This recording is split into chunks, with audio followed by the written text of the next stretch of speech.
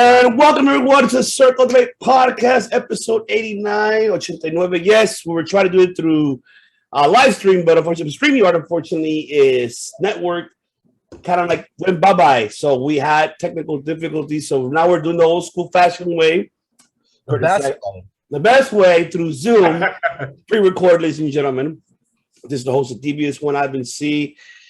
Here with my brothers from another mothers. Of course, I have Mr. 69 himself, because he is Mr. 69, giving his 69 reasons, his answers.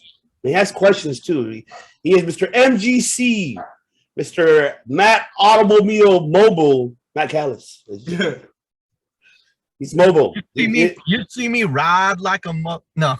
And of course, I have the director, the one that directs you to the finish line, to that door, to that quote forbidden door. As you see behind me, this is the gate opening up. He's the one that's directing you there to watch everything, especially AEW, the one and only, ladies and gentlemen, the director, Chris Kennedy. Los Cuatro de Muerte, or whatever. I don't. Was that close? That's close. I guess the four deaths, I guess. Los Cuatro Muertes. Los Cuatro Muertes. Yeah, I got it close. Yeah, sick. And of course, ladies and gentlemen, I have this individual who not only just lived 1,977,000 miles, but because he is the undisputed, the unmatched, the unrivaled, the uncensored, and the unscripted, especially, ladies and gentlemen, money, by God, the most violent podcaster, Mike Lopez. That's right, man. 89. We're getting closer and closer to 100. I can't wait for all the surprises, everything that's going to go down. Let's get started. Let's get started, ladies and gentlemen. So we're going to get started very brief, ladies and gentlemen. So what we're going to go ahead and start off is with Dynamite, of course. Let's start off with Dynamite. So Dynamite, very brief, ladies and gentlemen. We did see the inaugural, you could say, you better, I'm better than you, and you know it best in the world. Mr. MJF, of course, with the ring coming out like a king. And then, of course, him making out with that chick. And, him all excited. Missed opportunity. There were two chicks out that were with him in front of the thing. I don't know what Excalibur knew what it was called, of course. The Peliage or whatever. But there were two women, and he made out with one of them. Missed opportunity. Should have made out with both of them. Ah, there you go. That would have been alpha heel move. Absolutely. There's a reason why. So I did see a post. I love that you have an answer to this already, dude. I want to hear this. Go. So it seems that I have yet to really confirm this, but I did see a post where MJF and that lovely young lady, they are in a relationship apparently. So yeah. There's something going on there. Mike, that's his girlfriend from MLW. I was also gonna say something too, but I remember, I remember, MJF had a girlfriend on MLW with his faction. That wouldn't stop the best in the world.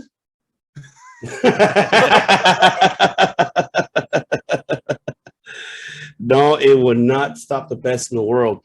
Speaking of the best in the world, of course, we did see CM Punk coming out. But besides that, we see MJF thanking Sean Spears instead of Warlow. Warlow was like, "What? You motherfucker! You gonna thank me? You gonna just thank him?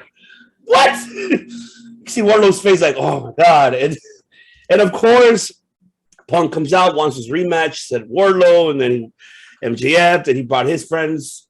CM Punk, he brought Darby Allin and Stang, and of course, MJF put a stipulation: we cannot tag with none of them two. But you have to look for a partner if you're choosing people that don't like you. So that's what pretty much happened in this segment. Are you surprised, director, that they're going with this storyline still continuing? No. Am I surprised? No, I'm not surprised. Should it be over by now? Yes. Not really. I mean, people are digging it. I'm digging it. The Wardlow angle isn't necessarily over. CM isn't exactly the man on top yet. I don't know what the ending's going to be besides maybe like a War Games type situation. Where if it's, I think War Games is traditionally elimination, or no, is it first pin to get the win? Make it War Games elimination. The last two are CM and Max, and no one else can get in and help them. And you get Max all alone, traditional with CM Punk, heel face. That would be a culmination that it would end. And I would be like, all right, this has to be done. But if it went another month, which is only what, like 4 Dynamites, because I don't think they run this program on Dark or Rampage very much. It'd be like 4 Dynamites in an event, like a pay-per-view, and then we should be done. We got to resolve the Wardlow thing, and we'll get to that. Go ahead. Money, Mike. Yeah, it's all coming ahead, man. It's the pieces are slowly but surely coming together, and it's gonna cap off at Revolution. I already see it coming, man. It has to be there. It has to be pay-per-view level where we have the final match between MJF and CM Punk. I wouldn't doubt it if CM Punk names that date, right? He earned the chance right now to face him again in a time of his choosing. So why not Revolution? It might be a little far away, sure, but we could build it up. What city is Revolution in? I believe it is Orlando, Florida. I was hoping they do it in Long Island, or that would be a culmination. If there's something, oh my God, yes! If there's something scheduled for Long Island, yeah. CM Punk is going to get Billy Graham, Jesse Ventura level heat. Oh, for CM sure. CM Punk is going to get that heat, not Max. Max is untouchable in Long Island. Long Island is heel country, baby. I love it. It's like I couldn't be more happy to be a proud bad guy in Long Island, especially me, Matt Cardona. While you guys are talking, I'm gonna look up AEW schedule. All right, there you go. Well, Matt Callis, go ahead. No, Mike wasn't done. I rudely interrupted Mike, and I know. No. The point is clear. I can't wait for this match. I cannot wait for the whole storyline to reach its culmination. Hopefully, it's at a pay-per-view. Okay, Matt Callis. Yeah, I think Revolution does seem like the most practical option, but I'll say here's one difference. I don't think it's going to be a regular match. They definitely have to make the next match. They got to throw in a stipulation to make the rematch more interesting. Of course, it's always interesting with MJF and CM Punk, but you gotta have like 2 out of 3 falls, Iron Man, I quit, something different. Referee of my choosing, something like that. Freaking make Wardlow the referee. They could do something interesting with it. Chris, I see that thing. Yeah. What do you? I have very Triple H, Shawn Michaels, Taker vibes in the cage. There Ooh, you go. okay. I mean, what do you guys think of the idea of a special guest referee involved in that mix? I mean, the deck will always be stacked against CM in this angle. There will always be a way. Max will always find a way to have, the odds ever in his favor. So, I mean, it's a played out angle. I just wouldn't put it past him to have some stipulation or insurance policy. The Wardlow factor is always there. Sean Spears is kind of always there. So yeah, there's always going to be something. Come back, Mike. We can't see you. MJF heard us. He's stuck. MJF is able to absorb Mike into a black hole. No, but yeah, Wardlow is the special guest referee, and we saw the teasing already. I think Wardlow would be a fun baby face in the future, but he needs a different coat of paint or a different look later on down the line. He's kind of rolling with the green right now. If you look at his online store, his logo, the War Dog, he's evolving into a merchandising brand. So you're not wrong. Yeah, a new coat of paint for him. Green hair, who knows? I'm down with anything. There's a hurricane. There's a hurricane coming through. But yes, now we move on with speaking of Warlow versus Blade. I think that match was not bad at all. I gotta give it to Warlow. And for the first time, we noticed that this match kind of did last for quite some time. And I guess you could say this is heel versus heel. And of course, you see Shawn Spears trying to take the moment from Wardlow, of course. But great match overall. I mean, the crowd wants it already, man. I think. When do you feel, director, that they should already have Warlow to turn face? When should that happen? All right. So this match proved that Warlow is over. They were cheering everything he did. All 5 of the Symphony power bombs they were cheering for. I liked the F10. Like, that was a wild finisher. Like, that thing just seemed really sloppy and dangerous and just crazy. But the Symphony, I think, is what they're calling it. It's a good name. It's good. It's it is what it is. I like the Jericho pose at the end of it. That's cool. But yeah, it proved that he was over. There was a cheer for everything he did. I don't know when this culmination of his face turn is going to happen, but I still don't think it's going to. I think we're getting trolled. I think that this was a test to see, yes, we have the crowd in the palm of our hands. They are cheering this good guy in a heel faction as, very similar to, I'm really old, Virgil and Ted DiBiase. Remember that? Yes. Yeah. And that did culminate in Virgil eventually standing up for himself. And then he disappeared off the face of the planet, became Vince in WCW, whatever, same character. I don't think I like this better. I like my theory better, that he's going to continue to be cheered and loved, and then right when that iron is hot to pop for a face turn, he just smashes CM Punk. That's what I want to see. All my theories are based on what I want. All right. Money Mike. Yeah, man. The iron is hot for sure. But I gotta say that intrigues me to have that idea of, well, you think that he's going to turn face, but nope, he's going to stay heel, and maybe even a bigger heel than MJF. Hopefully, right? Or okay, that's kind of reaching there, but he'd have to do it with violence instead of words, and that would take a lot. Yeah, he is capable of something like that, right? I've always liked when he does that right before the final power bomb, he flips them and then right back to it. I've never seen that before, so that's something I really enjoy about the Symphony. Overall, I feel that Wardlow, he's got the potential to really go off on his own and do his thing, but I wouldn't mind him having a manager, or him being influenced by his future manager to turn face or to turn on MJF. Ultimately, like I mentioned before, I think that Wardlow is going to cost MJF the match against CM Punk. So I think that I feel it. He cost CM Punk the match, but now it's time for him to go and turn face here. So we'll see what happens. Yeah. Matt Callis, you're on mute. I think face. So basically, face Wardlow is a great prospect. Like I said earlier, a new coat of paint is in the works. That's definitely one heel or baby face. But I mean, babyface does seem like a logical option down the line. And who knows? One thing to think about. Just because Wardlow's out would be leaving the Pinnacle.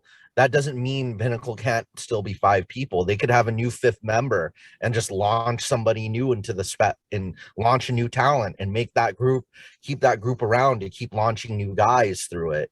Think about how many Four Horsemen have gone down over the years.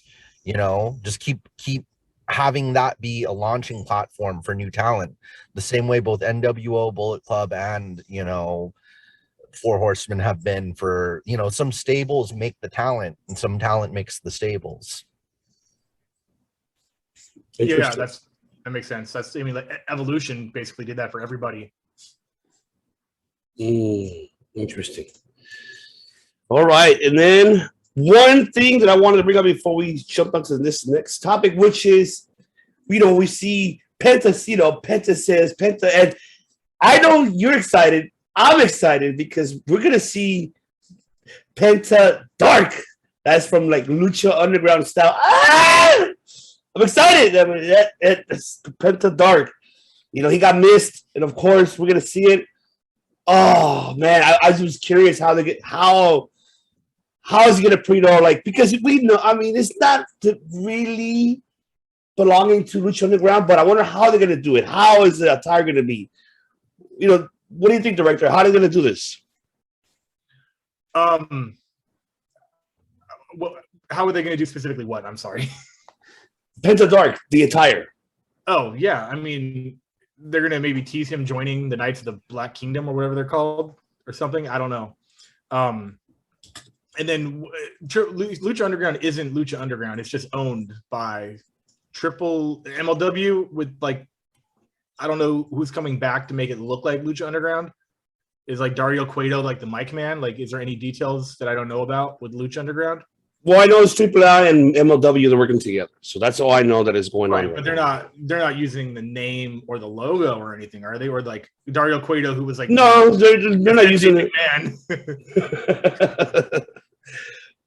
So, not necessarily. Yeah, I have to wait and see because just changing somebody's ring attire always means something. Just he's already dark. How much darker can he get? And what does it mean? Is he a heel? Is he a face? Is he gonna go even more healer? I have too many questions to speculate.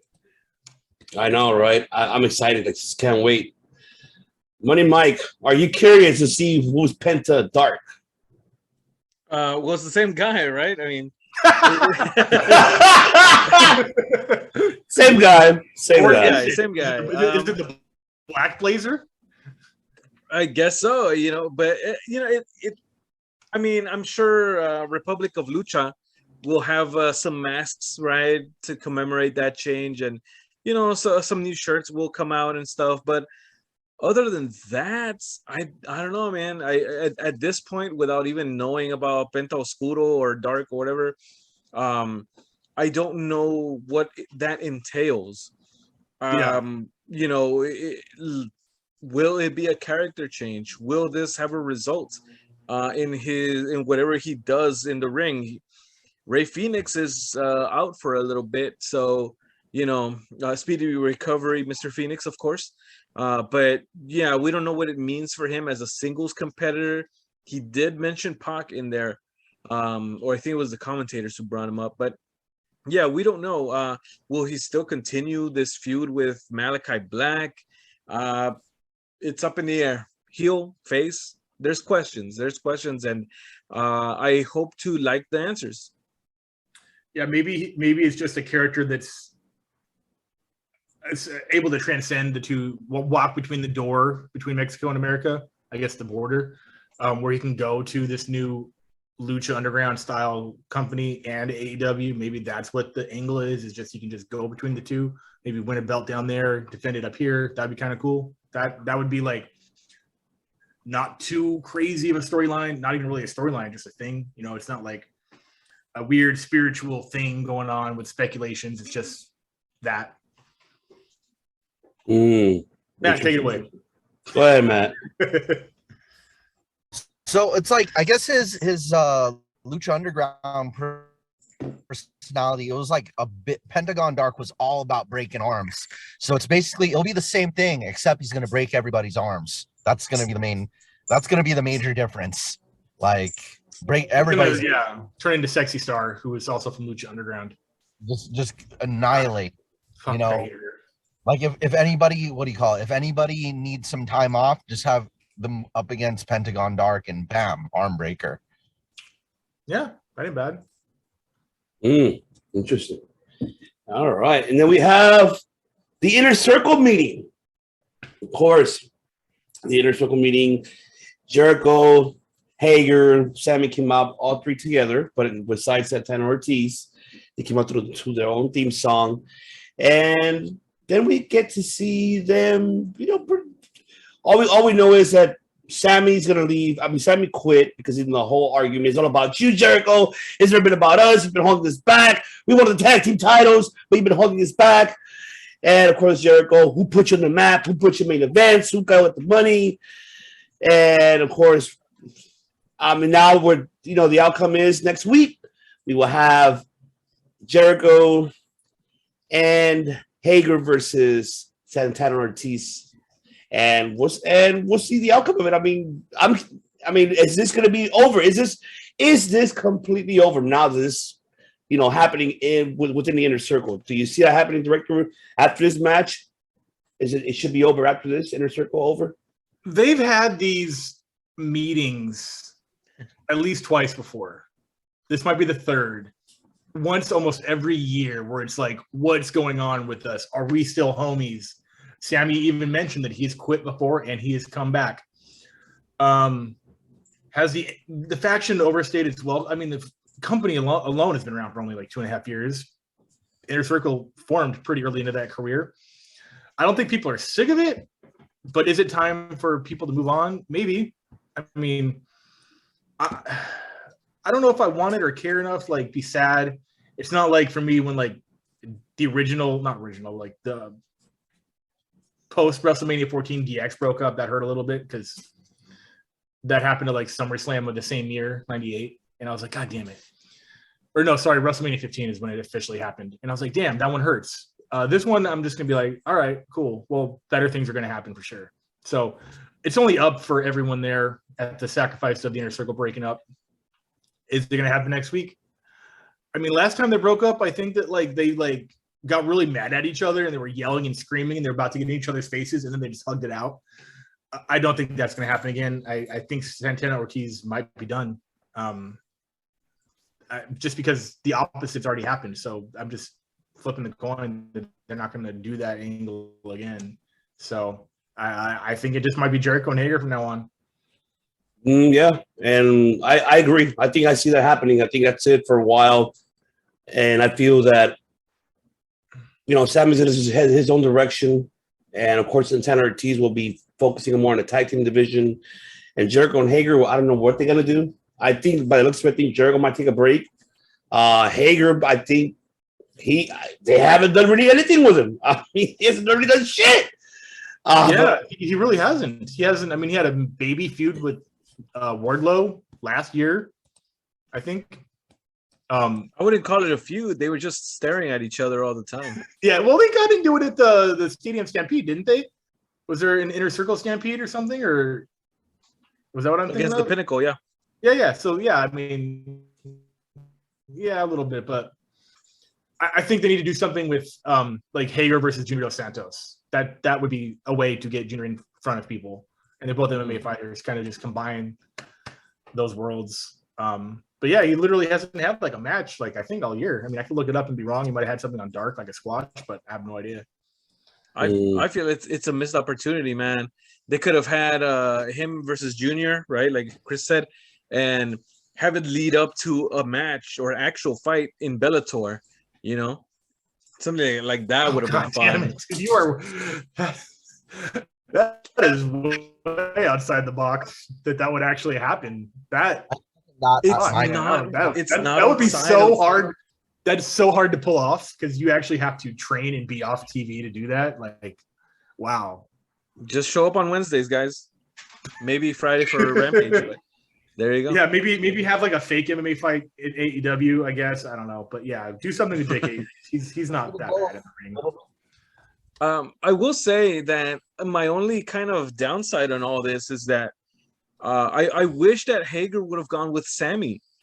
That way we could have continued having Sammy Hager in AEW. You took the words right out of my mind. That's marketing. I'm such a big Sammy Hagar fan, both the tag team and the singer. So they could come out to the ring to One Way to Rock, and that, or I Can't Drive It 5, and I'm just gonna lose my mind. I'll be at every event just to hear that. You'll sing along like Judas. One Way to Rock. Dun, dun, dun. Oh my God, it's Sammy Hagar, and he's like, "Why is that?" Yeah, other than that, like I've said before, I don't think the inner circle needs to split up in order for them to be separate or whatever. They can have their title shots. They have had a title shot, like Chris Jericho mentioned. Sammy is TNT champion. He can defend the title. He has defended the title by himself. The group does not have to split up in order for them to have their own thing going on. And honestly, I would have wanted Jericho to say something along the lines of, hey, you know what? If you want to challenge, we'll back you up. Go challenge for the tag team titles. But if there's going to be like a real clash, Jericho would cost him the titles or something like that. That would have been, pretty interesting right there. So I don't know. I don't think it's necessary to break them up because they could go off on their own and do their own things anyway. But I guess to add drama to the situation, sure, we'll continue having these meetings until whenever, wherever. Sorry, no, I know. I froze. I was switching my Wi-Fi networks to the other one. He can do it. I can't do it. Oh yeah, Chris can do it. Oh, I can just do the bounce. There you go. Yeah, he can do it. You got to give the people what they want. You got to give the people what they want, and of course, Dirty Heels. That's right, Dirty Heels podcast. 2 surprises. One we expected. I think the other one we did too as well. So let me talk about the first one. So the first surprise that we all expected, of course, Isaiah Cassidy came out. Who's going to be the challenger? And of course, I am limitless. I am Keith Lee. So Keith Lee is all elite. Now, the biggest question that I have for you, gentlemen, are your thoughts, and how will Tony Khan be booking Keith Lee now that he's in AEW? Director. Miro. That's it. Keith Lee and Miro. Do it now. Miro's, I think, injured, but do it as soon as he comes back. Or do it while he's injured. I don't care. Just do it. The 2 big guys. Keith Lee looks twice as big as he did I don't know if it's the cameras or if it's just how small Isaiah Cassidy is, but that's a big boy. They compared him to Mark Henry, but that may be only in size. But Mark Henry wasn't doing 450s and moonsaults. So, yeah, I can't wait. Can't wait to see what they're going to have. Keith Lee's best matches in NXT were against Dominik Dijakovic, because that was a big boy that could hold him and support him. So we need someone of equal size and strength to be able to take those high spots from him.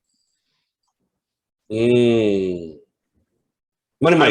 like this. I'm excited. This is becoming. It's not the washed up. Like WCW had the thing. Oh, it's the washed up guys. It's the old guys. It's the past the prime guys. AEW is not that. It's the island of misfit toys. It's the people that were misused before they even had the chance to hit their prime. And it's all the old guys. We're just going to keep signing WWE NXT guys. Like, yeah, cool. Because they're good. So do it. And yeah, Miro, that's what I want. Give me what I want. Give me what I want. Who was it? CM Punk was doing that in the beginning. He was kind of like, you know what I want. Give me what I want. He kind of like alluded to that. Yes. I forgot to bring that up, but I was like, I've heard this before. And we all know that I think CM Punk didn't like Batista, or did he? I don't know. I forget. Oh my God, I love it. Have Keith Lee show up at the hospital to face Miro, much like Stone Cold did with Mr. McMahon. The mask and the bed pair. There you go. Tony Khan, here's some great ideas. I'll be straight up, guys, and I'm not gonna hide this at all, because Keith Lee, okay, I wish I was excited, but I'm not. Okay. Hear me out. My heart is cracking to be open. Is your heart closed? Is your heart closed? It's not closed. Mine isn't closed. That's where I'm heading. Oh, it's that the heart is open. Of course, it's open for business, wide open. right? So just like imagine that right there. Yeah, don't imagine it actually. Mike, Um, that has to be one of our shirts, obviously. Yeah, Yeah. my heart is open. It's definitely a shirt for sure. There you go. Yeah, the heart is open for sure, but just I don't have that. How can I say? Um, I don't have that time watching Keith Lee as much as the next person. I did not. I really didn't watch NXT when he was on. I didn't really, or much less, the whole Bearcat situation. Didn't exist. So I missed Keith Lee, and so I to say that I'm excited to see someone that I don't really that I haven't really watched. I can't say that. So is my heart open?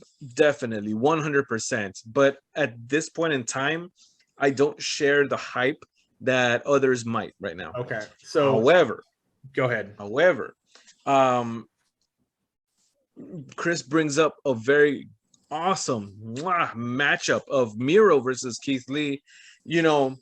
It's seeing him versus Isaiah Cassidy, right? That was a the purpose. difference Yeah, that's right what there. they were doing. They were introducing or reintroducing him. Yeah, so we now see, because remember what I did see of Keith Lee was he went toe to toe with Brock Lesnar, and he looked the part. So we got a guy there that he again went toe to toe with Brock Lesnar in the Royal Rumble. So yeah, that's no small guy there. So that's what they need. They need big guys. I want to see him versus Archer, him versus Luchasaurus.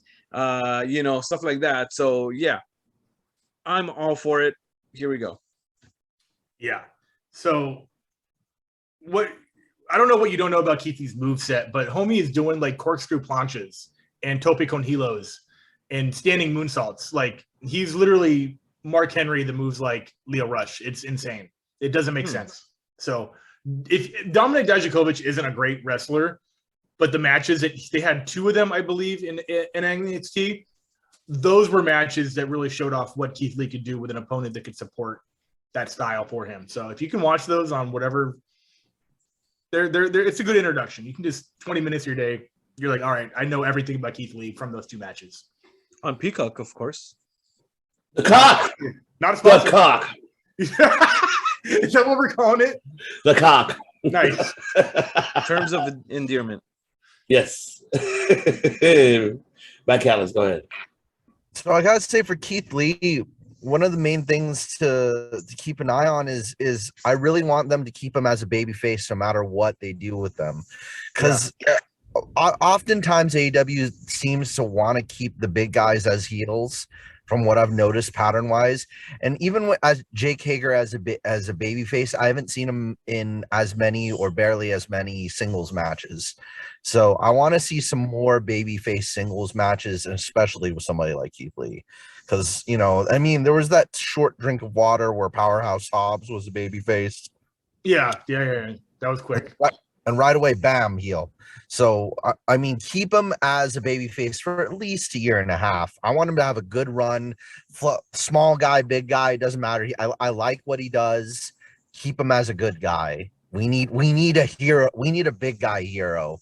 And people seem to love him as a big guy. It would take too much air out of the balloon, And to be honest, you guys will be not surprised, but when I was at the first Double or Nothing and Sean Spears came to the ring and everybody was cheering 10 when he was a baby face, I felt way different.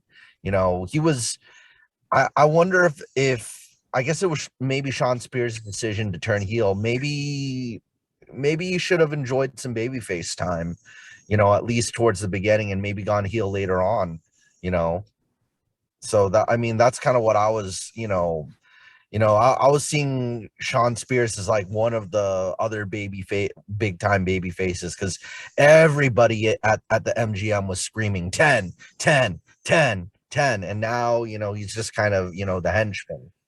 So but then again, we've got time to fix mistakes, in AEW. That's the beauty of it all. So Yeah, I do like that they don't make rash moves. Like, we obviously know WWE will, oh, he's a good guy. He's too well liked. Let's squash that right now, which is what they did to Keith Lee, to everybody.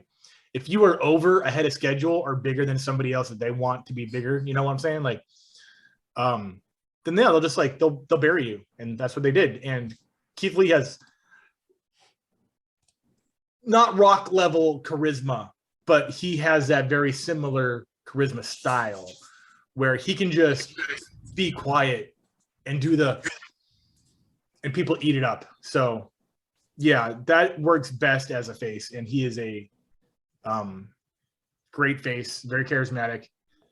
I don't know what Mrs. Lee's contract status is. Maybe this opens that door to having one of the best that's never talked about in Mia Yim come over, So well, we'll get into that after Dynamite because I have I want to get into that because I want to talk about after we're done with Dynamite. Exclusive? It will be the last topic of the night because the 90 days, but we'll get into that. Let's just stick to time. Yeah. All right, let's stick to time. But yes, all right. That's just one surprise. The other surprise, which nobody expected. Here's Matt. Oh yeah. Oh yes, he was. Look, he's seen. What do you think? He's hyperventilating. He's like, hold on, man. Hold on. CPR. Wake up. No, you have to breathe with me. You have to breathe with breathe the pressure. Come play my game. I'll test you. That was a Prodigy reference. I am older than dirt. It's all right. All of us are breathing with the switchblade. Yes, with the switchblade himself, Jay White, ladies and gentlemen, as he made his debut in All Elite, but he's not exclusive for All Elite. Remind you that the man can go anywhere, any fucking door he wants to go through, and he decided from New Japan to Impact, now to AEW. Of course, Adam called me to call. Yeah, well, I trust him. We're all Bullet Club for life. The Bucks are like, do you forget that Omega and the Switchblade were enemies? Yeah, of course, remember that rivalry, which was a great. See it on NewJapanWorld.com. Subscribe. There you go. And of course, now with Jay White in the picture, right now that Kenny Omega is out of the picture. I've been saying this. I think we all have in certain ways, especially Matt and myself. We are now going to see the civil war coming of the Bullet Club. With Jay White's presence there now, we are now going to see it. We're going to see the Bullet Club versus the Elite. Why do I say that? Because you have the Guerrillas of Destiny in Impact, who they'll be facing the Good Brothers for the Impact Tag Team titles next Saturday, which we'll be covering that next week for the card. I believe it's No Victory Road or No Surrender, one of the pay-per-views. That's already intriguing. And imagine if they go through that door, through this gate behind me, into All Elite, along with Jay White. Something's telling me that's going to happen. And then, of course, the hero is going to be Omega. Adam will turn his back on the Elite, will join with Bullet Club, and we have Omega returning and being the hero, being your Iron Man, you could say, and like the Marvel, and just coming along, and there's a civil war. Jay White leading the Hounds versus Kenny Omega and the Elite, and then we might see Hangman join forces again with the Elite. One last time, gentlemen. Let's just go ahead and do it, and there you go. You have your civil war. That's because that's a door that is opening and a storyline that should be plotted possibly by Double or Nothing if Omega be healthy by then. So Hangman makes perfect sense to be in this storyline because for those of you who haven't seen it, Hangman's been defeated by Jay White when Jay White was going for the IWGP US title. And Jay White defeated Kenny Omega for the IWGP US title. So it's all that's all in that storyline. They're all three of those are wrapped up together. And Jay White was still a young upcoming kid. In fact, that victory is kind of what set Jay White on his path to stardom. That was his first major victory. And it was a big upset when he beat Kenny Omega. you know, and he was like a little baby face. So it's like so many different tables have flipped different ways. Kota Ibushi could be coming in, you know, and Will Ospreay could be coming in too, you know, sooner or later. Like we saw their warnings. Me and Mike were there at the event in LA when Jay White said he's could be coming to AEW, and Will Ospreay, Tanahashi and Will Ospreay are not far behind. That's what I'll say. Just for sure, right there, we're gonna get some. And Kota Ibushi is not far behind. They're all waiting right at that door. They're sitting at a table next to the door right now, knocking at the moment. And ding dong, hello. The match I'm most waiting for, both allied and against, is this will kind of surprise you. I want Jay White versus Chris Jericho. That's like one of the ones I'm kind of, you know, that's what I've been waiting for since the company. All the talent that I wanted in AEW 2 months after it started is now there right now. Jay White, CM Punk, like all these people that I've wanted since day one, you know, are now there. And then next, Samoa Joe and Naito are last two that I was wishing for. And, you know, AJ, as Chris is demonstrating, that's another this one. This is Finn Balor, but this is AJ. A little bit of both.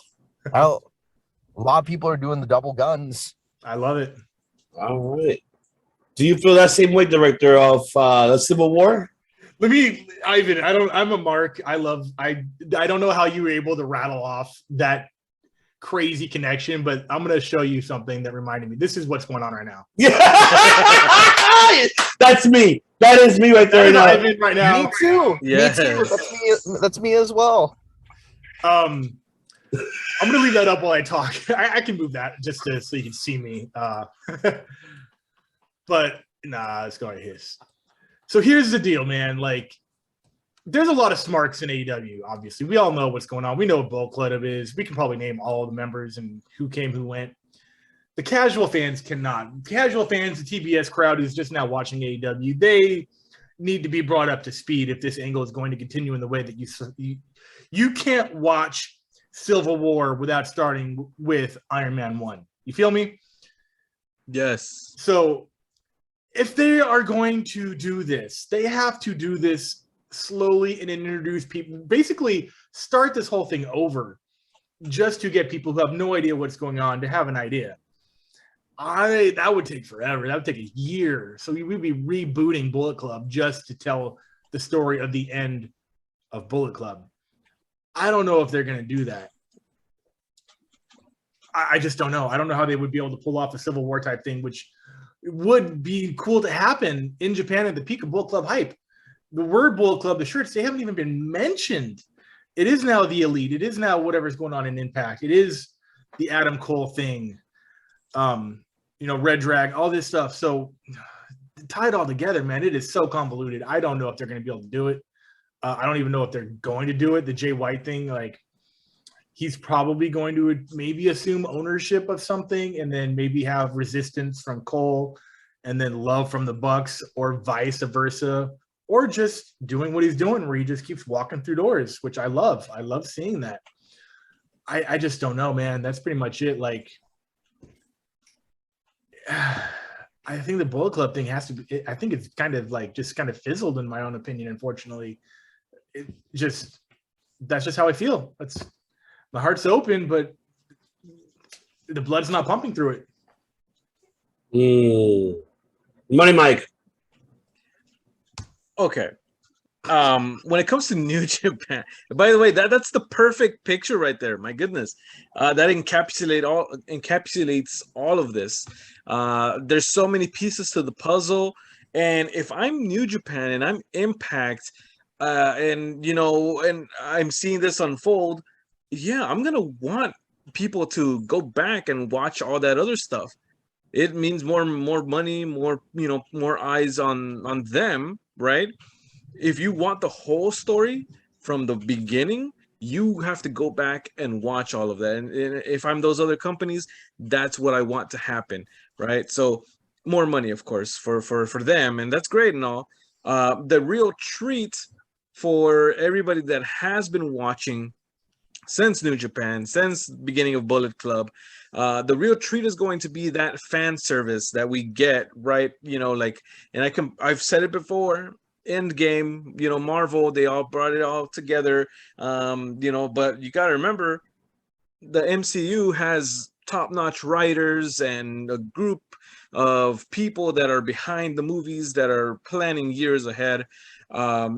Here, we have a bunch of companies that may or may not agree what direction their characters that they each own, how it's all going to play out.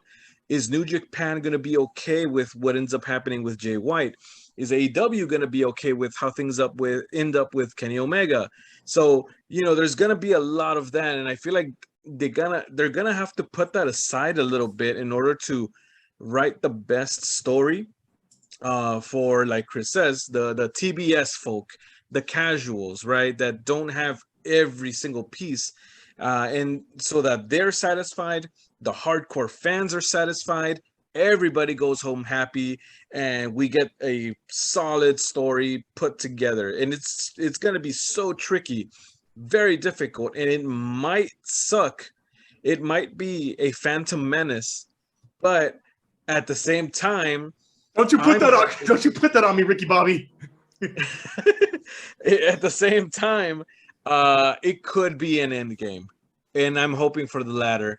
I'm hoping that things work out and we get a awesome WrestleMania-like event where all the companies, Ring of Honor, MLW, New Japan, Impact, not UWWE, and AEW all come together and it all goes down. So there you go. That's what I'm hoping for.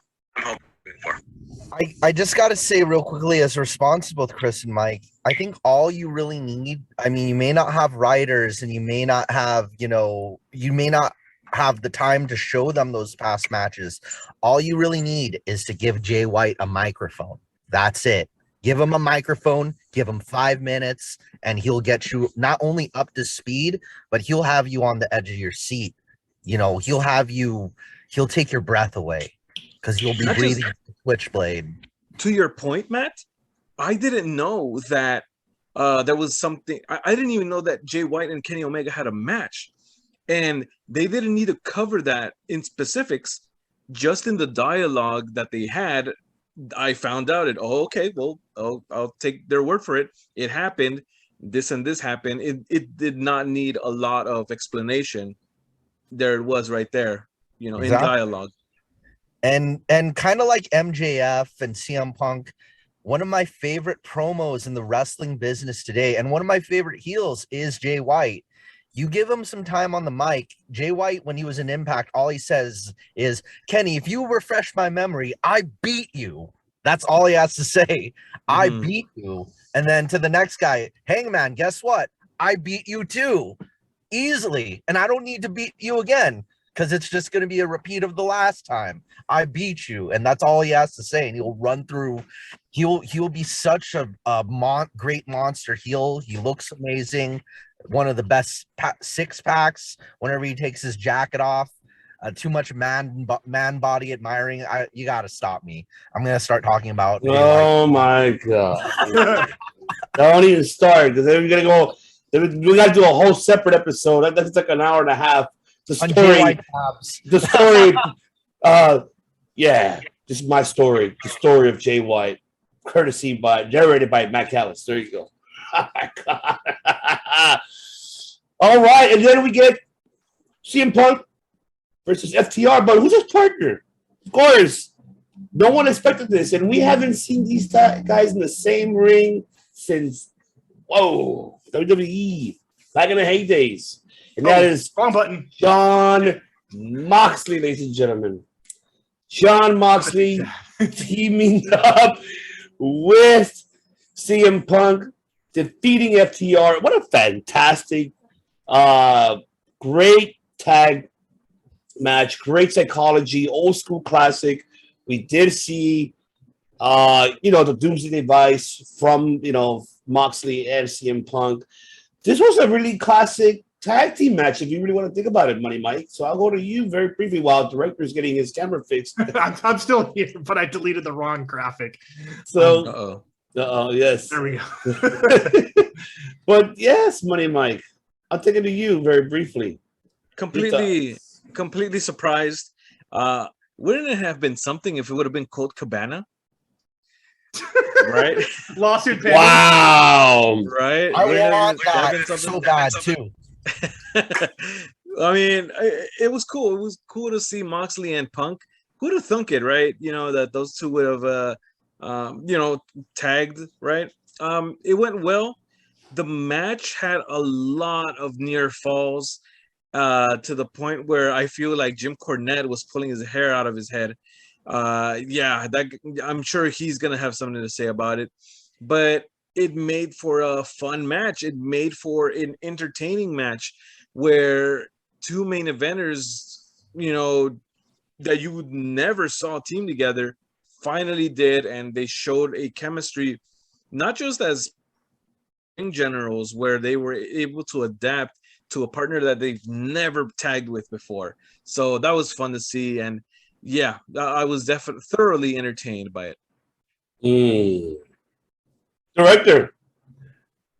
Yeah, I didn't see that coming. I thought it was I know it wasn't gonna be like Darby or Sting. I didn't really like sit there contemplating who could it be. So that was kind of cool knowing that they're both former WWE World Champions. It's fine. It's cool. It's fan service. I love it. As soon as Moxley's feedback hits on the Wild thing, which is again major league fan right here. Ricky Vaughn, throw him the heater. Ricky is a huge mark for me. CM Punk, one thing for sure is they are building him to be like the 2.99999 kickout king. That should be on a shirt, by the way. So many near falls, and I mean like, damn, that ref is solid and not hitting that 3 count. But there was like 9 of them where he got hit with like a pipe wrench or a scare. I don't know. He was getting cheated. The tights, like so many variations of cheating to pin CM Punk to it's like he's like pin invincible. So yeah, that's I think a storyline in itself. Colt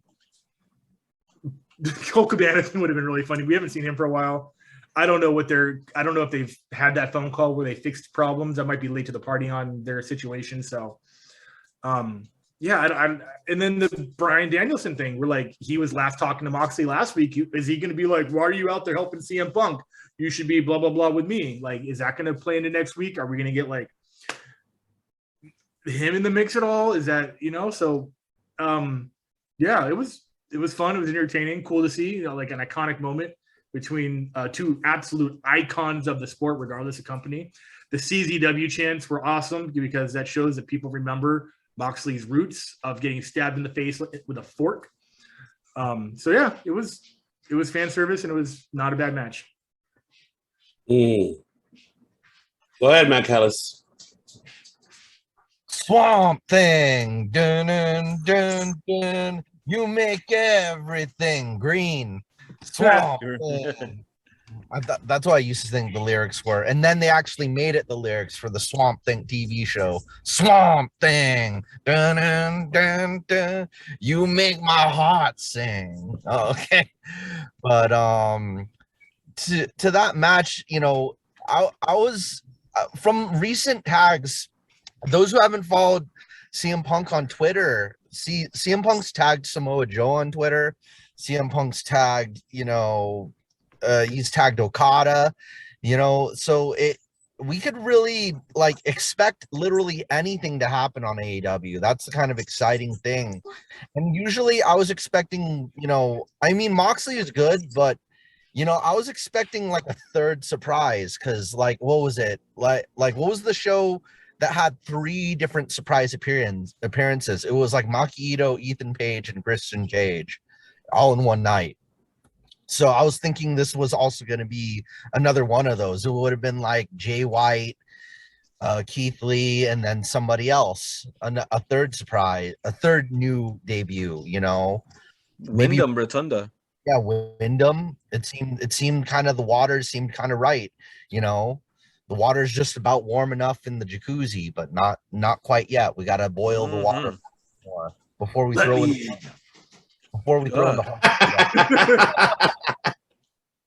Ever down because you don't let them in, man. That's No. Oh no, not let them. Let them in. I've got candy. Oh, jeez. All right. Finally, for the first time, we see 2 women matches, even though one was very brief. I can't consider it like it's a match. I hate to say that, but it's the truth. But Jade Cargill, AQA, that was a good match. Good seeing AQA, who was trained by Booker T. Great shooting star press. Liked it. Oh, yeah. That was great. That was nice, yeah. That was nice. A flowing shooting star press. So I got to give it to her. Of course, I don't know what's the direction they're heading with Jade. I guess they're trying to build her up. 27-0, undefeated. I don't know who's the next challenger. Then, of course, right after, he had Serena Deeb. The Professor against Kenny Arquette. Brief, very squashed up. It sucks because you can see in the background people were not intrigued. And people were like, oh, shit, bathroom break. Oh, popcorn. Sucks. I know. I'm waiting and being patient. But they need to do something, man. The Jade, I get it. You can finally have her defended against 2 other, second title defense. All right, build it up for a while she gets better challengers, hopefully. With the Serena, I've been saying it last week. I said it, damn it, Booker versus Tay. Start doing that storyline. They need to. You got rid of Sky Blue. Come on. Go with that storyline. Do something with it. Give it what I want, damn it. Just give it to me, damn it. So I want to see Tay Conti and Serena Deeb at Double or Nothing. Or shit, in Revolution maybe. If it was like, a couple weeks away. Why not? Do something. But do you think this is an improvement? I'll take it to you, director. 2 matches. They were squash matches, so yeah. they were on TV. They had TV time, which is what we're asking for. So I'm not going to nitpick too much. We had 4 women in 2 different matches, which was cool. We had a little promo from. Let's just talk about it all at once. The Britt Baker promo with Mercedes Martinez is on our team. That's weird because, it's cool, but it's weird because you now have Britt Baker and then 3 henchwomen. So, I don't know. And then, Mercedes Martinez is maybe the alpha of the 3 henchwomen. Rebel's pretty beefy, so I don't know what that angle is going to be. Is it like the female pinnacle, which would be kind of cool? Or just join the pinnacle or join Red Dragon, whatever. I don't know. So, yeah, they were squash matches. They were building up the heels. I guess Jade Cargill's kind of like a tweener. I cheer her, but she does need short matches to develop more. And that was a good medium-length squash, if that makes any sense. It wasn't like a come in and hit a finisher and walk out move. There was some drama. Shooting star press was clean. They got that polish on that thing. Yeah, and then the Serena Deeb thing, that was who else? Someone else has done that before. I know that with the timer, with like, I'm going to beat you in less than this X amount of time. And I don't mean the Jericho Jungle Boy thing. I mean back in the day. I think it was even a Chris Benoit and Orlando Jordan. Wow, that was out of left field. That might not even be what I'm thinking of, but yeah, shit like that. Where it's like, you guys don't remember that? No, I stopped watching. That was when I was not watching. It was not Ruthless Aggression is a blur for me because I'm trying to remember that. Was that one where they were fighting, feeding for the U.S. belt? Yeah. Okay. So, yeah, they're going to have to evolve Serena Deeb into going after, like Tay Conti, and then that could be the winter challenges for TBS title, something like that. Yeah. Yeah. Yeah, I'm grateful that there's women on TV, but it was definitely the cooler matches. And by cooler, I mean the match you watched to, unfortunately, go get your beer, take your piss, and then you come back for the main event. Because that's exactly what happened. And then I think they put them back to back too. Is that correct? Yes, back to back. So yeah, that was exactly why they did that. Unfortunately for those women who do work their ass off. But yeah, I'm grateful they got the TV time. Quality of wrestler is getting better. That's all I got to say. I'm not going to bash it too bad. Uh-oh. Oh, okay. Mike, you going to talk about that botch? No. Because I tried to avoid that because I'm trying to be reasonable here. Mike is not reasonable. That's why he's unscripted. No. See, when you're talking to the most violent podcaster, here's what I think. You are not a real fan if you go out and you take your piss break. If you're a true fan, you're gonna hold that piss all the way through the main events, all the way to the final ring of the bell. You hold it, and you hold it right there, and you watch the whole thing, start to finish. That's exactly what you're going to do. Pee your pants, fine, but you at least saw everything. And honestly, really, people were asking for more. You got more. Yes, squash matches, cool. I'm okay with that for now. It's a start. Here we go. We're getting the ball rolling. Here we go. Exactly. Courtesy of Truffle in the Ring. I'm okay with it for now. It's a start. And for Jade has been or is, I feel at this point, one of the most protected champions in AEW, undefeated, short matches, all that good stuff. She's got the train behind her. So yeah, I'm cool with that. People wanted a champion to get behind. Jade Cargill is it. I'm all for it. And on the other end with Serena Deeb, I feel that we need a strong heel outside of Britt Baker, especially in the microphone. And I feel that Serena Deeb is getting much, much better in the mic than she was before as a face. So yeah, it starts with this. Yeah, she's gonna get those matches, the rookie challenge and whatnot, and such a heel thing to do. And yes, it will pay off because either Tay, either whomever is going to challenge her, it's going to happen. The music's gonna hit, and she's gonna get her comeuppance, right? It's building up to something. It's not just randomness being thrown at you guys. It's a storyline. There's stuff going to happen, a climax, if you will. But yeah, at least that's what I'm hoping for, right? So Tony, keep it going. You're going in the right direction. Don't worry. Don't listen to those guys. No, you're fine. Just give us more women in TV, and everything will be just fine. There you have it. 69. So for Jade Cargill, for that title in particular, it would kind of make sense to kind of at least have that title kind of move around a little bit more, just because it's for newer talent. So I guess maybe have like a 1-2-3 kid situation with Jade Cargill and one of her upcoming, opponents. So we could do something like that. And then as for Serena Deeb, that's that heel Bret Hart, within, the real mean woman. So it's cool to see her do that. So I just would want Serena and like a little bit of a higher profile feud upcoming. And it's cool getting more talent in, but I guess like TBS title for new talent, the main title, and kind of the big challenge. And once again, I'm not gonna shut up about it. Women's tag titles, please. It's been on my back order list for the past 2 years. Tony Khan, order those belts already. We need to see them. Do they still have those in the WWE? Yes. Oh. Both in NXT and in the main roster.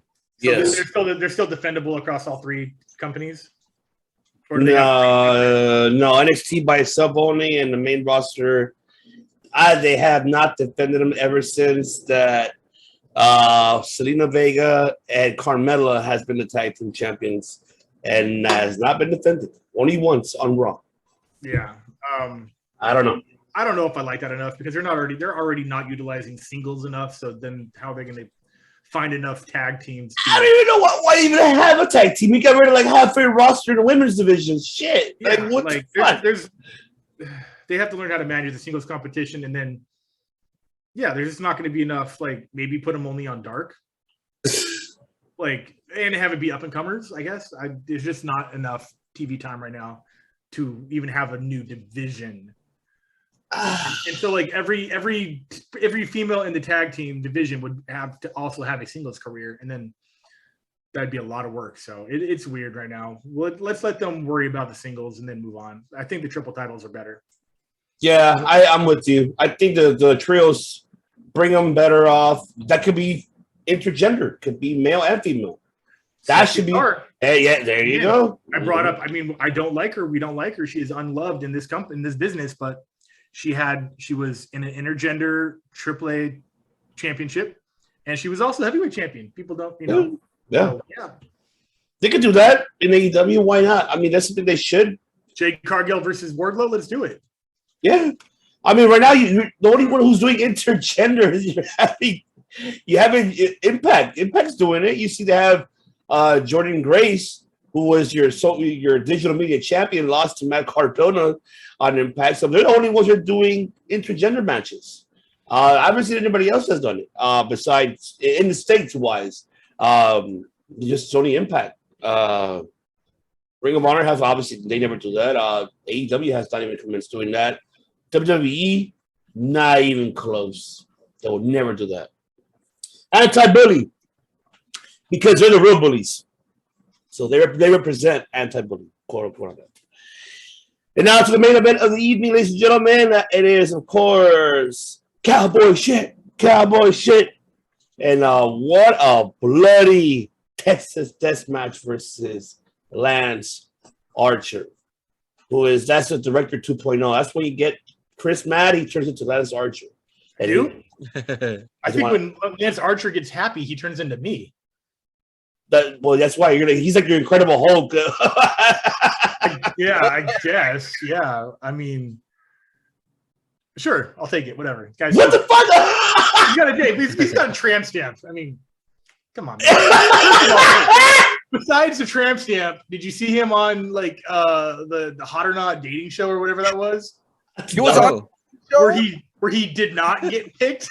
Yes, I did see that. Blind Date. He was on Blind Date or something, and he was on Next. Yeah, I think that's what it was called. He was on Next. Yes, he was. Yeah. I'll bring it up because picture or it didn't happen. Oh my god, I can't believe Lance was on there. Somewhere, it's somewhere on Instagram. He's there. Right here. Oh, Eliminate. That's what it was. I knew it was. That rings a bell. I gotta say, Lance has lived such a crazy life. Okay, if you're both on a dating TV show and you were pro wrestling Noah Tag Team Champion, you've done it all. Yeah, he's done it all. Well, Wow. Another T-shirt. You say no to that. I work fast. That's my other T-shirt. Is my heart is open and I work fast. They, so not only didn't get picked, he has a tramp stamp. Oh, and he writes poetry. Wow. I'm not laughing at the poetry. I'm laughing at the juxtapose of trying to sell his emo side. So yeah, that's fun. That's great. And then, like, what was it, like 7 years after this, he became Pro Wrestling Noah Tag Team Champion with the son of the British Bulldog. What a crazy David life! Smith, yeah. Yeah, what a life! What a life! I want to talk with Lance Archer just one of these days. I could talk with him forever. He's got stories. What a life he's lived. Yeah. Wow. Jesus Christ. I'm no wondering now he writes his own promos now. That's what I'm wondering. He's writing poetry. So there you go. Oh, right. Exactly. It's now let's talk about the main event. Man, wow. This was like fucking hardcore to its level. The way how it looks to me is, man, Hangman took the worst of it more than Lance. My opinion. I know. I think he took the worst of a beating than Lance did. But it shows what a fighting champion is supposed to be all about. You're fighting a giant that huge. And yes, we can debate about it, how Lance was booked previously. He lost to Miro. The way how he lost was ridiculous. I think all of us, we could agree to that. To Cody, anybody but fucking Cody. Another ridiculous one there. But seeing Hangman putting over Lance in this type of match compared to Cody and Miro, this is ridiculous. I mean, that's just me. That's just giving my opinion about it. But I get the point. You want to make Hangman your fighting champion. But at the same time, you're making him a little weak. And it scares me. Because my fear is the crowd is going to be like, no more, oh, Cowboys. That's the fear. And the way how they're booking it. Of course, we saw the aftermath after Hangman won. Adam Cole, came out. The Adams, baby, the Adams. The President's. Adam Cole hands him the belt, taps him. Of course, we said it last week on 88 and 87 and 86. We've been saying it. It's going to happen. And it's now coming in fruition. So now we're seeing it happening. Now the next challenger for Hangman will be Cole. That should be set up for Revolution. So we're seeing that happen. Now that Cole defeated Uno on Rampage previously. So, Director, were you satisfied with this match? Do you think they're booking Hangman too soft? I mean, the way how he took the worst beating more than Lance Archer. And now Cole's the next challenger. Thoughts about it overall? You said the word fighting champion, and we talked last week that that's what they need to develop Hangman Page into being. And I think that this absolute beating were the miles putting on the championship clock. I think that he needed to get his ass beat like that and to win that way to develop that tough, gritty, cowboy shit type character. This was the albeit one-sided, bloodiest match I've seen on public TV in a long time. I can't remember the last time I've seen that much blood on a non-pay-per-view, MMA or pro wrestling alike. That was a lot of blood. The blackout from inside the ring, outside onto the steel steps was brutal. Lance basically didn't really take a lot of damage up until that one pretty spectacular buckshot lariat off the rope, which was clever. I knew once the ropes came down, I was already thinking it, and I think someone else, Schiavone said, like, they're like, oh, they eliminated the opportunity to do the buckshot, and then Schiavone was like, unless he figures something else out. I'm like, yeah, he's probably going to do it off the second rope. I was like, okay, he's going to hit it. I didn't see the ref thing coming. The bump through the table, cool. What I'm satisfied is this is the perfect amount of time with which a short-term program would need to go. This is done. Lance isn't coming back to say, like, oh, you beat me last week, now we're going to have a bull fighting match or whatever the fuck. They're not. It's done. I like this. Cut, clean, moving on. Thank you, next.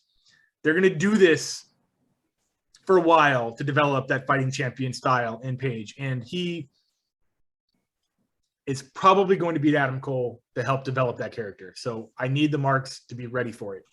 Get your Twitter fingers ready. Dust off the Cheetos because Page is taking Cole out. I said what I said. It seems like it's going to be that long of a reign. Yeah, Chris, I'll agree with you.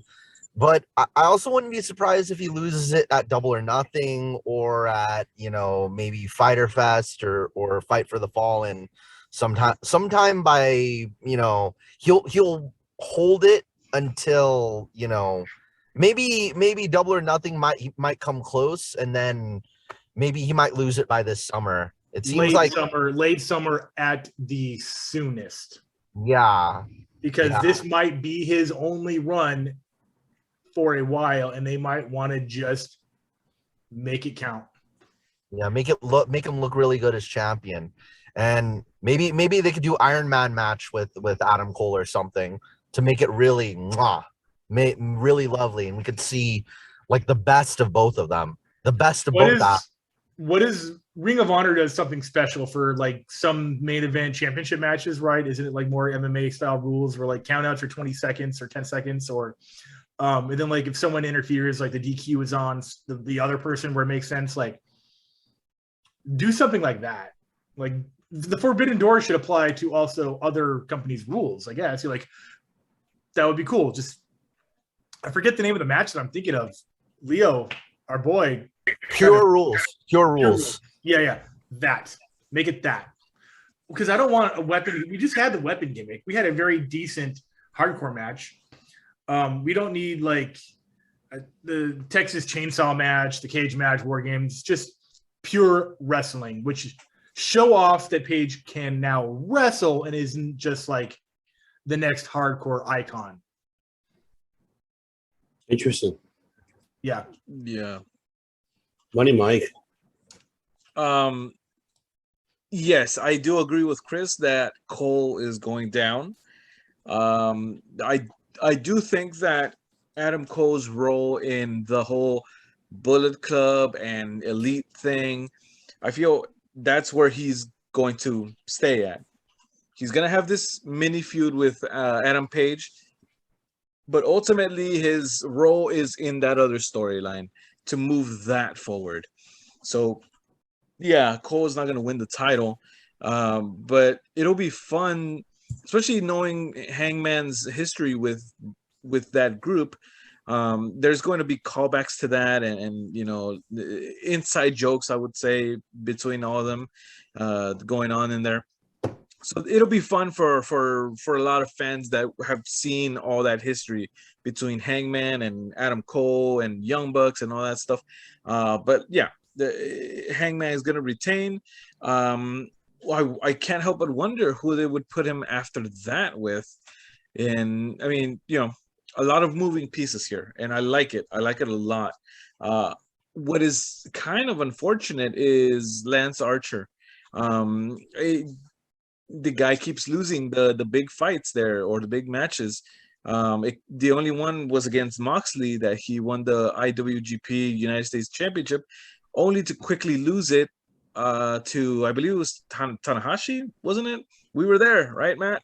We were there, yes, in person. So, you know, it's unfortunate for him.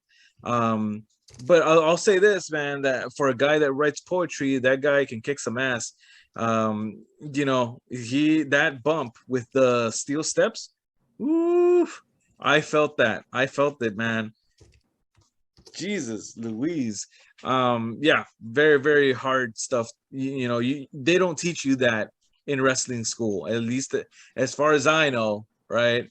I don't think they teach you how to take that sort of a bump. But yeah, it was hardcore, blood in the face, reminded me of Eddie Guerrero, Judgment Day 2004. Hardcore stuff. So we'll see what happens next. I love that. That's yes. I got one more prediction. Prediction. So the Adam Cole, Adam Page, the best of the two Adams. With Jay White's appearance and Jay White's history with Adam Page, with Hangman, I wouldn't be surprised. I don't think it will be a pay-per-view match, but I'm pretty sure we're going to see a triple threat in the near future. And that could be a interesting place to tell a certain story. We could do both, you know, Jay White's history with Hangman, and then, you know, Hangman versus Adam Cole, that'll kind of, and then Hangman versus Bullet Club, Hangman versus and that whole story. And then, you know, that'll probably be on, it could be an episode of Dynamite, it could be the first part of Rampage, or it could be, you know, what was it? Bash at the Beach. The Elite. Yeah. Or it could happen it could probably be the main event of Blood and Guts too. That's like the other thing they could do. It could be like the item.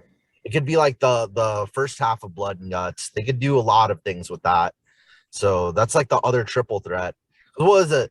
The other triple threat of was it like a 2-night Blood and Guts, or was that wasn't Revolution where it was Orange Cassidy and Orange Cassidy and Pac versus Kenny? Was that Double or Nothing, or was that? I'm trying to remember. No, I wasn't. No, well, yes, that was second time. I think it was. First time I think it was on Revolution. First time was Revolution, I believe so. Second time is when they face, I think, I don't know nothing. I believe so. I don't recall.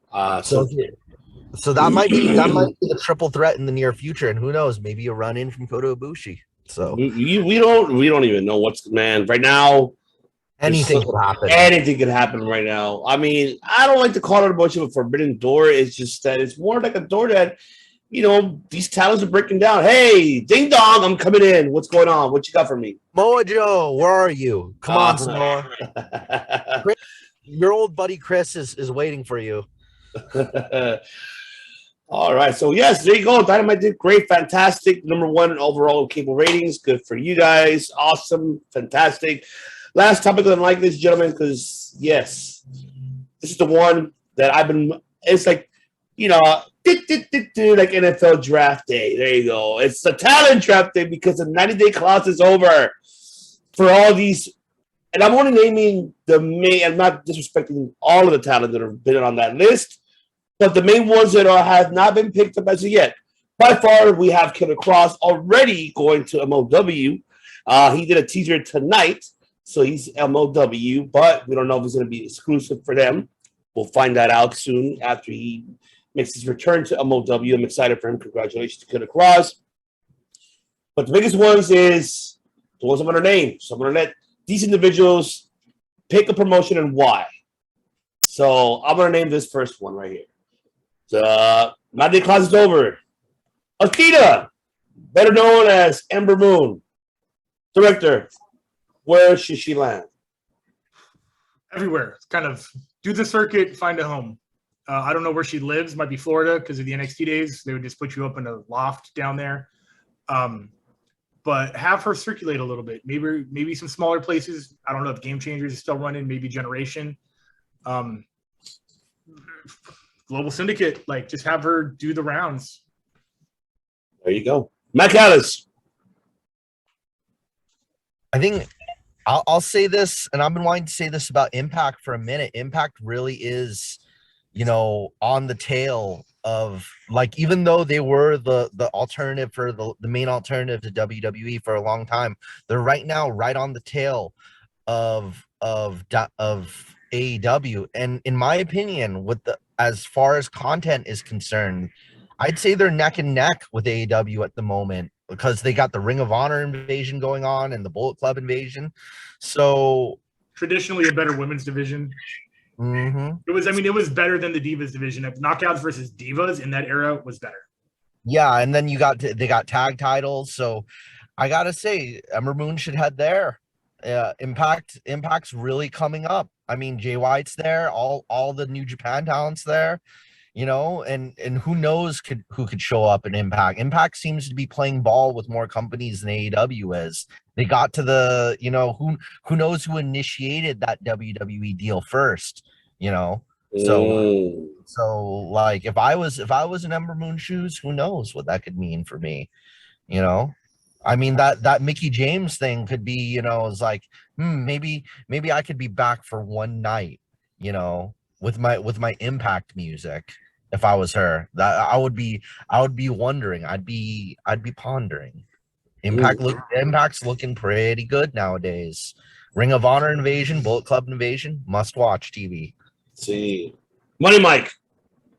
There was a time where I probably would have said AEW, but honestly, man, and kind of to Chris's point, go all over the place. Do a Matt Cardona. Do what he's doing. Reinvent yourself. Make yourself be seen in a different light, just like how he's doing, man. And he's killing it for sure in more than one location. He's in NWA coming out. He's in Impact, GCW. He's all over the place. So if I'm and not just Ember Moon, but anyone as a free agent, that's what I would be doing. Where do you go? Where do you go? Din, din, din, din. But yeah, I would agree with you, both Mike and Chris. Anywhere, go everywhere. Yes, I know you heard it too. So, yes, everyone everywhere. Next one, John Morrison. Where should he go? Director, yours. Man, he would shine in AEW. He would shine. But Impact, he might have better matchups right now. I'd say more interesting matchups because everybody who has all the interesting matchups right now in AEW are kind of taken. So I think Impact would be cool. I can't find a hole for him in the roster in AEW. I can't. Everyone's taken. You know what I'm saying? Like, who would he come in to feud against? And I think everybody's sort of in a program right now. So I would be cool with him going to Impact and finding something there. Matt Callis. If I was John Morrison, I would definitely make a beeline for AEW. But, you know, if I was a less famous wrestler than John Morrison, I would go for, you know, I'd probably go for GCW. Once again, I always say this analogy, the big fish in the small pond, you know, and GCW is getting up there. You know, it's like that weird, it's like signing to an indie label that, you know, gets you into big festivals. You know, that's kind of what GCW is looking like. They could play the Hammerstein Ballroom, you know, but at the same time, you know, they're not so big that you can't, it's hard to climb with all the other big names there. But John Morrison, he's a big enough name to be a main eventer. You know, if I was John Morrison, maybe I'd watch and see what they're doing with Jay Lethal.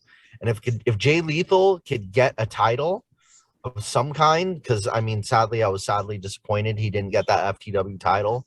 But, you know, who knows? John Morrison could get into a good program. He's such a big, fabulous, over-the-top character. I want to see him in big venues. He's somebody I want to see back in big events. And plus, AEW has that partnership with AAA, with AAA. So, you know, and Johnny Morrison, Mundo was that's the thing. Johnny Mundo, man. Johnny Mundo, he has such a long history with them. He could get that AAA title and bring that title and defend that title in AEW again. So there's that there. And then he could have his matches with Andrade and who else. So if I was him, that's probably what I would do. Money Mike. Yeah, man. I do believe he's making a AAA appearance, if I'm not mistaken. He's scheduled for one. So Yes. He's going there, right? At least for as brief as it may be. Man, I want to see it. I would like to see him in AEW. He has been in Impact. It would be also interesting to see him in GCW. But I don't know if that would happen. I don't. But then again, I didn't see Zack Ryder as part of GCW either back in the day, right? So who knows? Who knows at this point, right? But personally, I would like to see him in AEW. I think some matches there would be interesting. Him and Dante Martin. Whew, I would like to see that. That's like a parkour match. It would happen. Parkour. Parkour. Jeez, that would happen. Sammy Guevara and John Morrison. That'll be great too. That'll be great to see. Great. All right. I have two more in it, and then we'll be done. So very brief. Frankie Monet, formerly known as Frankie Monet. Tyler Valkyrie. Tyler Valkyrie. I don't know who the fuck Frankie Monet is. Thank you. Take it away, director. Where'd she go? Back to Impact. Love it. The Queen comes home. Love it. Just, I mean, it's that simple. I agree. Matt Callis, where did she go? 3 different options. If I was her, I could make the beeline for AEW and go right for the title and really enrich that division as like the big woman that could do cool things and is a big personality. Number 2, back to Stardom and feud with Mayu Iwatani because she has a history over there. You know, she could go back to Stardom and do some really cool stuff over there. Number 3, Tokyo Joshi Pro and face Maki Ito. Face Miyu, face like all the many others, you know, because she could face Aja Kong over there. So the list goes on, but that would be and she could also make halftime appearances at Choco Pro, you know. And guys, I gotta recommend a YouTube video to everybody. Dog's YouTube channel where he tries out being a wrestler in Japan, and he wrestles DDT and Choco Pro wrestler Chris Brooks. And that's a shout out to Choco Pro, YouTube, Choco Pro and MLW. YouTube wrestling, very underrated and deserves a lot of watching. All right. Money Mike. Yeah, I do not debate the idea of her going to Impact, at all. I do believe she has unfinished business with Deonna Purrazzo, if I'm not mistaken, also. So there's that. AAA is also a door that she knows well, that is open to her. I am aware that she is friends with Penta Cero Miedo and Rey Fénix, so the door to AEW could be opened through them as well. I do feel that AEW could benefit from a character like her. I don't know. I don't see a lot of what she brings in the women's roster there right now. So she would be fun to watch there. So Frankie Monet, no more. Taya Valkyrie. She seems to be able to fit in anywhere. Even NWA, make a stop there. Why not? Love it. I'm with you. I think everywhere, even Impact, she fits. She already knows everybody. Like how you mentioned, she can fit anywhere, man. I think anywhere is perfect for her. Along with Mundo or Johnny Dynamite or Johnny Dark or Johnny Impact, Johnny Rampage, or Johnny Rampage, or Johnny Dark, Johnny Elevation. I don't know. I have no idea. So many Johnnies. Of course, I mean, I know this is a simple one, but not really. Mia Yim, direct. You might think it's pretty obvious to send her to AEW with her husband. And I think that she needs to do that, show up, and we need to get rekindle that Mia Yim Mercedes Martinez feud. That's perfect. It's right there in the writing. I like that. It's the two quality wrestlers that they need to have fight each other. It's not jobber versus squash. It is high level versus high level with two names that are both synonymous with being heel and face, that are both technical. Get her done. I like that. It's good shit. I love it. Matt Callis. Tell your mama, tell your pa, I'ma send you back to Arkansas. Oh, hey. No, maybe AEW. That I would just go with that, or ANW. Either or. Root beer. So. Ooh. All right. Money Mike. Yeah, obviously the obvious answer is AEW. But yeah, she seems to be adaptable as well, like how Taya is, and anywhere fits. But as long as she stays away from that Retribution character. Thank God. Yes, right. Do not bring that shit back. No, do not want that. Was she T-Bone Steak or was she? I forgot her damn name. Retribution. That is obsolete. I mean, we forget that Mercedes Martinez was in Retribution too, right? Was it both for a brief moment? Then she like on the reunion episode. She was Carne Asada. Please. Al Pastor. Oh my God. I'm a mole guy myself now. So. Oh, mole for sure. Mole for sure. Mole is my jam. Oh yeah. But yes. Oh, okay. One more individual, then we'll end it here. Isaiah Swerve Scott. That's his formerly known now. Shane Strickland. A lot of people want him. New Japan, AEW, Ring of Honor. We're coming back. I know where he's going first, though. Oh, so is that? Do we have the answer? We have the answer. Oh, okay. Well, then just say it. Take it away. Well, he's going to the Wrestling Guy store February 12th. There you go, ladies and gentlemen. You heard it here first. It's this Saturday, ladies and gentlemen. You'll see this Saturday. Right. He'll be there from 1 to 3 at the Wrestling Guy store. So make sure you purchase your tickets or go there to show up.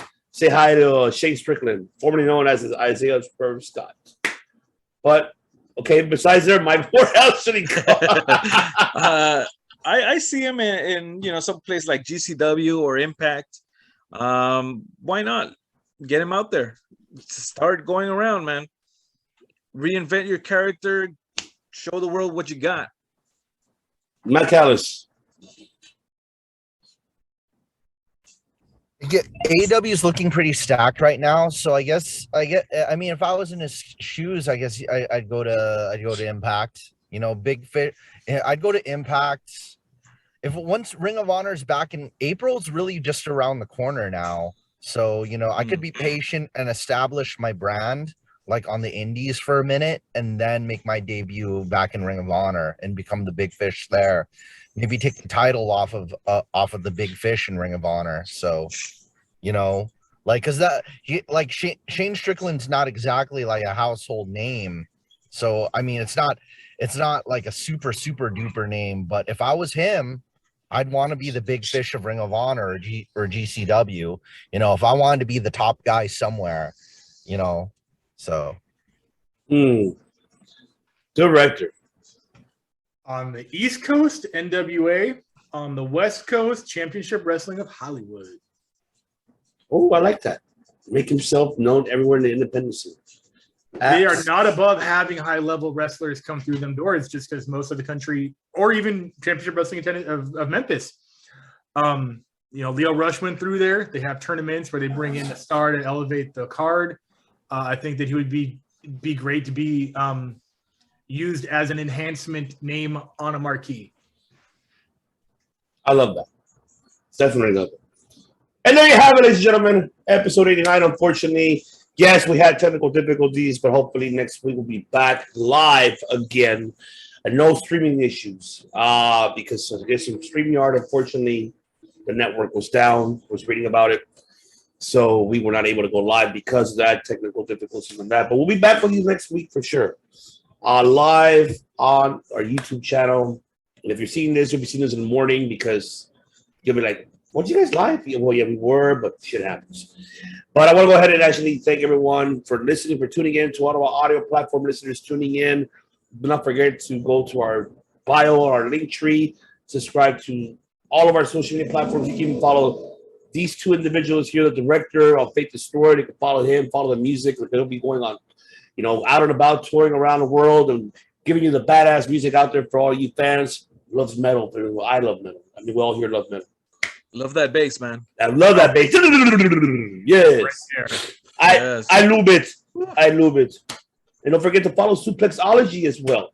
Buddy Mike's a little clothing line. Besides the merch, buy our merch as well, Circle the Bay. You can get your own. Why would you do that shit? You can get your very own.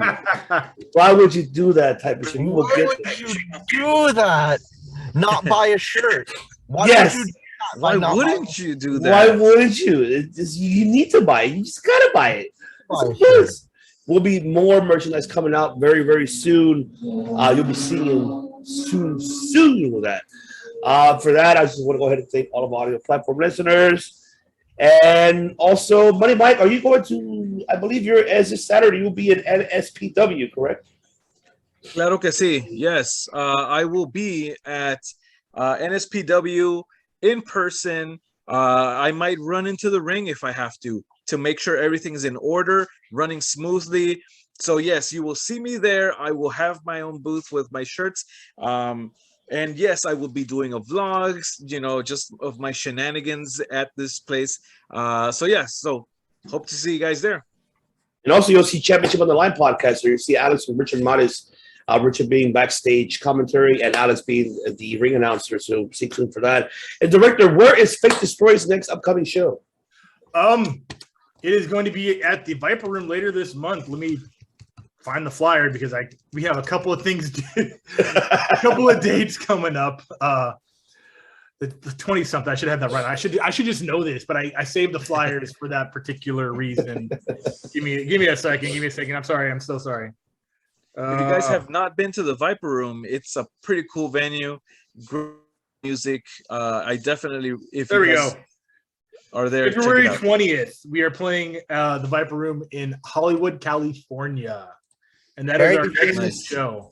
For you, those who are not from SoCal or have never been there before, it's a very famous venue. So go and see it. It is iconic. Yes. Iconic. It is iconic. The Viper Room, ladies and gentlemen. So better be there. Purchase your tickets. Make sure you click on Fake the Store on their bio where you can get all your ticket information and see them live. Where you'll see the director directing that bass like there's no tomorrow. Oh man, kills it. Not only that, but the guitar as well. But yes, and also back to Money Mike. Let our European listeners know for watching Super Debak. Danke, Herr Ivan. Für alles unsere Freunde in Deutschland. Danke für hören Sie Circle of Debate. Guten Tag, guten Abend. Welches Tschüss. Tschüss, ladies and gentlemen. So yes, we'll be back next week with episode 90. We'll be recapping, of course, Dynamite, Pro Wrestling News, prediction card for the Elimination Chamber coming up, which should be easy as hell. And, of course, the predictions for Impact as well, No Surrender or Victory Road for who's, that's going to be an interesting stack card as well. So, once again, ladies and gentlemen, we appreciate you for tuning in and for listening. And, of course, here on the COD, not all 4 individuals. I see Director making history with Fake Destroyed and Mike making history with Suplexology. And, of course, Matt making history with Pool Hall, the Pantheon and the Pool Hall. Yes. And so, be careful with this guy because he can play pool. But here, we all do here together. And the league, what we all do. I'm going to let Matt Callis and close it out with this one. What do we do here, Matt Callis? We don't make podcasts. We make All right. All right. I don't know what that is, but I want some of that. Yeah, right. There you go. We make history, ladies and gentlemen. We'll see you on the next one.